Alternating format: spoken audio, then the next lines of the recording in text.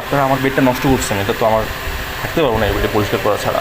ঢাকা বিশ্ববিদ্যালয়ের শহীদুল্লাহ হল সংসদের এজিএস এবং শিবির নেতা ইব্রাহিম খলিলের পক্ষে দুই সমকামীকে হাতে নাতে ধরার পর ক্যাম্পাস থেকে শুরু করে সামাজিক মাধ্যম সব জায়গায় চলছে তীব্র সমালোচনা। ইসলামী ছাত্র শিবিরের দিকে নিক্ষেপ করা হচ্ছে অভিযোগের তীর। এ নিয়ে ডাকসুর ভিপি সাদিক কায়েমের বিরুদ্ধে সাধারণ শিক্ষার্থীরা করেছেন মিছিল।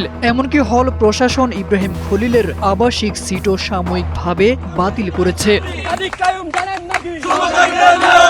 এজিএস ইব্রাহিম খলিলের রুমমেট অনয় চৌধুরী এক ফেসবুক পোস্টে দাবি করেন, গত ২৭ জুলাই ইব্রাহিম খলিলের কক্ষে তার দুই অতিথিকে অন্তরঙ্গ অবস্থায় পাওয়া যায়। পরে তাদের বক্তব্য ও স্বীকারোক্তি নেওয়া হয়। এ সময় অপরাধ স্বীকার করে ক্ষমা চাইতেও দেখা যায় তাদের। অনয় চৌধুরী ওই পোস্টে আরও লেখেন, ঘটনার সংশ্লিষ্ট কিছু সংবেদনশীল ভিডিও প্রকাশযোগ্য নয়।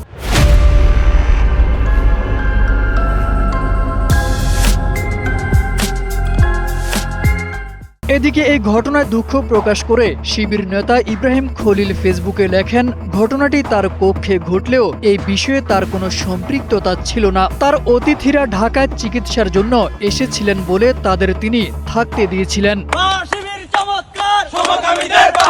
ঘটনার তদন্তের স্বার্থে ওই শিবির নেতা নিজে গণমাধ্যমে এ নিয়ে একটি কল রেকর্ড প্রকাশ করেন, যেখানে অভিযোগের বিষয়ে এক অতিথিকে বলতে শোনা যায় তারা শয়তানের ধোঁকায় পড়ে অপরাধে লিপ্ত হতে যাচ্ছিলেন, কিন্তু কাজ শেষ করার পূর্বেই রুমমেট সরাসরি দেখে ফেলায় তা ভেস্তে যায়। তবে পুরো বিষয়টি নিয়ে কিছু প্রশ্ন তোলেন তিনি।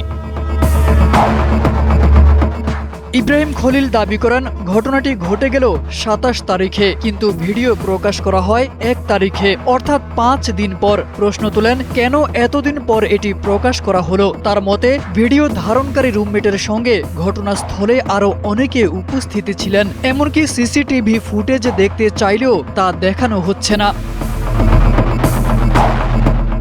শিবির নেতা ইব্রাহিম খলিল বলেন, ঘটনার পর ২ দিন হলে অবস্থান করলেও রুমমেট সহ কেউ তাকে বিষয়টি জানাননি। এমনকি রুমমেটও স্বীকার করেছেন তাকে এই বিষয়ে না জানানোর জন্য। তার দাবি, ঘটনাটি পূর্ব পরিকল্পিত হতে পারে, তাই এসব প্রশ্নের উত্তর জানা জরুরি। এছাড়া আরও প্রমাণ থাকার দাবি করা হলেও সেগুলো প্রকাশের আহ্বান জানিয়ে তিনি বলেন, সব প্রমাণ হাতে পেলে অভিযুক্তদের বিরুদ্ধে আইনি ব্যবস্থা নেবেন তিনি। তারেক আজিজ খান, এনপিবি।